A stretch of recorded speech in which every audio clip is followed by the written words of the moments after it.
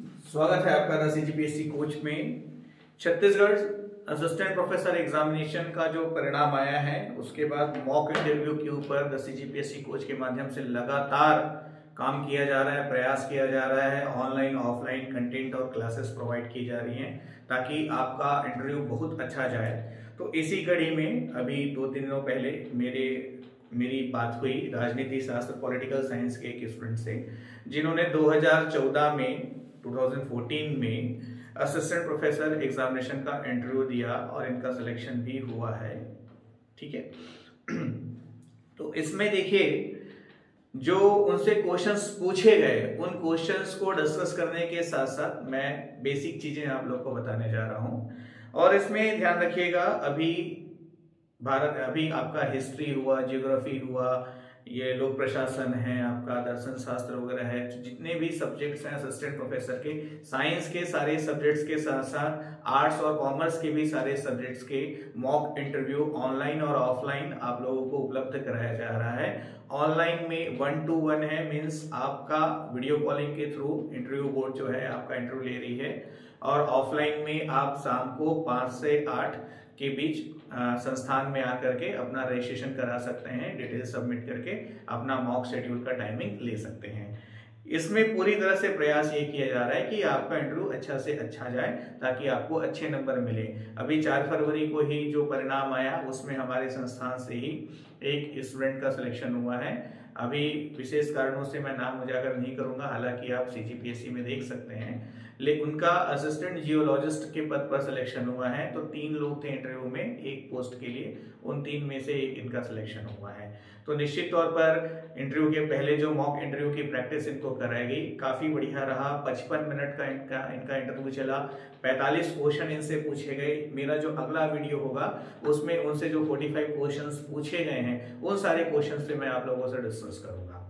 तो अभी देखिए जो 2014 का जो कैंडिडेट है 2014 का क्या क्या क्वेश्चंस हुए इंटरव्यू में, ये जरूरी नहीं है कि ऐसे ही सेम क्वेश्चन आपसे पूछे जाएंगे, बट चीजों का आइडिया होने से, नॉलेज होने से, आपको तथ्यों का पता होने से आप मानसिक रूप से तैयार रहते हैं, आत्मविश्वास में वृद्धि होती है, कंफर्टेबल फील करते हैं। और इंटरव्यू जो है ये 1 to 1 इंटरेक्शन वाला खेल है, इसमें कहीं पर भी नॉलेज टेस्टिंग वाली बात नहीं है। बात यह है कि आप प्रायोगिक रूप से कितने आत्मविश्वासी हैं, कितने सक्षम हैं परिस्थितियों के अनुसार, प्रशासनिक क्षमताओं के अनुसार, इन चीजों को ही परखा जाता है। तो यहाँ पर जो क्वेश्चंस स्टार्ट हुए थे असिस्टेंट प्रोफेसर इंटरव्यू 2014 में, जिस स्टूडेंट क्या क्वेश्चंस मैं आपसे शेयर कर रहा हूं, इसमें देखिएगा। सबसे पहला क्वेश्चन था अपना परिचय दीजिए। ठीक है, अपना परिचय दीजिए, अपना इंट्रोडक्शन दीजिए।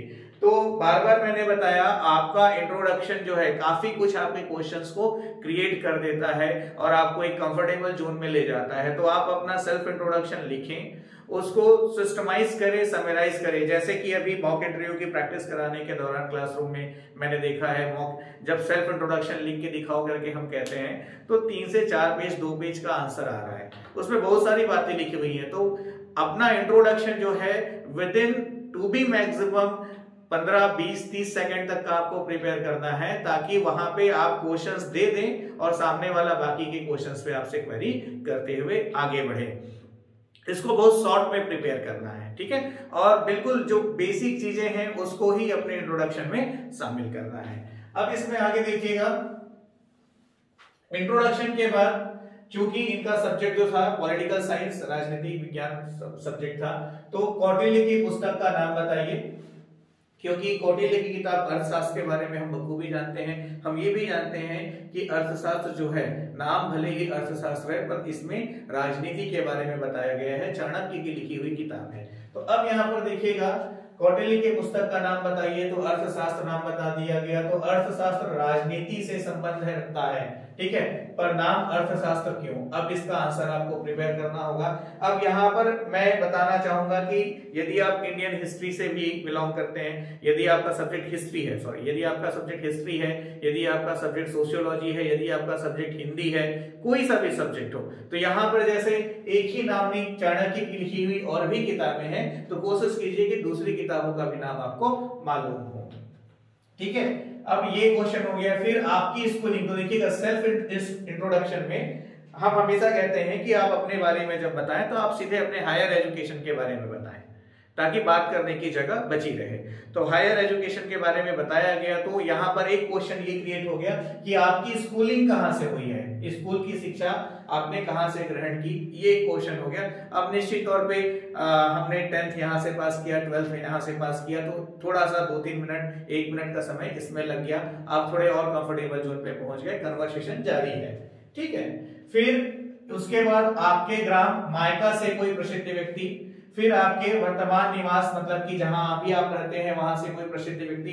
तो निश्चित तौर पर जितने भी छात्र छात्राएं हैं, जो भी स्टूडेंट्स अभी मॉक इंटरव्यू की प्रिपरेशन कर रहे हैं, मैंने हमेशा अपने लेक्चर्स में कहा है, क्या आपका जो मूल निवास जिला है ना भाई, उस जिले की पूरी जानकारी आप एकत्रित करें यदि आप छत्तीसगढ़ के निवासी हैं तो, ठीक है। यदि आप छत्तीसगढ़ के निवासी नहीं है, आप दूसरे स्टेट से बिलोंग करते हैं, तो यहाँ पर ध्यान रखिएगा कि छत्तीसगढ़ के कितने जिलों के बारे में आप जानते हैं या किस जिले में आप गए हैं, यहाँ से बातचीत शुरू होगी। या छत्तीसगढ़ की अपने पसंदीदा जिले का नाम बताइए। मान लो आपने कहा रायपुर, रायपुर मुझे अच्छा लगा, तो अब रायपुर के बारे में पूरा स्टेटमेंट, पूरा प्रिपरेशन आप करके रखें। छत्तीसगढ़ के संभाग वगैरह को भी लेकर के प्रश्न अभी जो इंटरव्यूज हुए हैं एग्रीकल्चर वगैरह के, उसमें लगातार पूछे जा रहे हैं। तो क्वेश्चंस का लेवल अच्छा है, कन्वर्सेशन है, आपके कॉन्फिडेंस और बेसिक नॉलेज को ही टेस्ट किया जा रहा है, ठीक है। इसके बाद यहाँ पर आपका साहू संप्रदाय, तो स्टूडेंट का सरनेम साहू था, तो आप साहू संप्रदाय से बिलोंग करते हैं। तो करवा जयंती कब मनाई जाती है? अब निश्चित तौर पर जिस भी धर्म या संप्रदाय से आप बिलोंग करते हैं, तो उसके जो भी प्रसिद्ध व्यक्ति हुए और कथन कारण के साथ साथ सारा डिटेल जो हिस्ट्री है उसकी जानकारी एकत्रित करें, नोट्स बनाएं, सिनॉप्सिस बनाएं, ठीक है। अब यहाँ पर स्टूडेंट जो थे वो मैरिड थे, तो यहाँ पर ध्यान दीजिएगा, हस्बैंड क्या करते हैं, आपके पति क्या करते हैं, उनकी वर्तमान पदस्थापना कहाँ है, तो क्या करते हैं बताया गया। उसके बाद पदस्थापना की जगह बताई गई गरियाबंद। तो अगला प्रश्न ये हो गया कि गरियाबंद के 5 पर्यटन स्थल का नाम बताइए, है ना। तो ये जहां पे झीलों की बातचीत हो रही है, तो कहीं ना कहीं इस तरह से क्वेश्चंस आपके सामने लाए जाते हैं। छत्तीसगढ़ के राज्यसभा सांसद कौन कौन हैं, तो देखिएगा जो कंटेंट वगैरह हमने आपको प्रोवाइड किया है पीडीएफ नोट्स के फॉर्मेट में, उसमें छत्तीसगढ़ प्रशासनिक व्यवस्था की सारी जानकारी है, वर्तमान में मंत्री वगैरह कौन है, करंट की स्टेटमेंट्स के फॉर्मेट में भी उनके विधायकी क्षेत्र वगैरह को भी पूरा बता दिया गया है। तो ये सारी चीजें निश्चित तौर पे आपका नॉलेज इंक्रीज करने, आपका कॉन्फिडेंस बढ़ाने के लिए आपके लिए सहायक सिद्ध होगा। आपकी राय में छत्तीसगढ़ का गठन जिस उद्देश्य से पूरा हुआ, जिस उद्देश्य से किया गया था, क्या वह पूरा हुआ? तो इसके बारे में आपको एनालाइज करना है। तो मतलब कि निश्चित तौर पे आपको छत्तीसगढ़ को बहुत करीब से जानना पड़ेगा, ये आपकी आवश्यकता है। भारत का मैकियावेली किसे कहते हैं? चाणक्य का नाम यहाँ पे आ जाता है। बस्तर संभाग में कितने जिले हैं? रामायण से संबंधित, महाभारत से संबंधित, इस तरह से सामान्य प्रश्न पूछे गए हैं। तो यहाँ पे देख लीजिएगा जितने भी क्वेश्चंस आपके सामने हैं, डीप थ्योरी को लेकर के कोई क्वेश्चंस नहीं है। इसका मतलब ये नहीं है कि आपके सब्जेक्ट से क्वेश्चंस नहीं होंगे, निश्चित तौर पे आपके सब्जेक्ट से क्वेश्चंस होंगे और डीप क्वेश्चंस भी हो सकते हैं, पर वहां पर आप अनकंफर्टेबल नहीं रहेंगे, क्योंकि सब्जेक्ट को आप कई सालों से पढ़ते आ रहे हैं और उसी पे आपने एग्जाम्स को क्वालिफाई किया है। आपके लिए जो चैलेंजिंग होगा वो आपका पर्सनल पार्ट और छत्तीसगढ़ को लेकर के जो क्वेरीज होते हैं वो आपके लिए चैलेंजिंग होगा। तो यहाँ पे आपको अपनी परिस्थिति बहुत मजबूत करनी है। और जो भी स्टूडेंट्स मॉक इंटरव्यू सेशन वगैरह ज्वाइन करना चाहते हैं, ऑनलाइन ऑफलाइन कंटेंट लेना चाहते हैं और अपनी प्रैक्टिस करना चाहते हैं, तो आप लोग इस नंबर पे अपना नाम और सब्जेक्ट के साथ व्हाट्सएप पे मैसेज करके हमसे जुड़ सकते हैं और जो भी संभव हो सकेगा आपको अच्छी प्रैक्टिस और अच्छी जानकारी वगैरह जो है वो दी जा रही है। और ऑनलाइन मॉक इंटरव्यू में इंटरव्यू पैनल के सामने आपको बिठा करके कंप्लीट आधे घंटे का सेशन जो है आप लोग को प्रोवाइड किया जाएगा और वो एक बार नहीं 3 बार 4 बार प्रोवाइड किया जाएगा। तो wish you all the best, बहुत अच्छे से वर्कआउट कीजिए। हर हाल में आप अंतिम पड़ाव में हैं, तो अंतिम पड़ाव में न थकना है, न रुकना है, न कमजोर पड़ना है, न ही डरना है।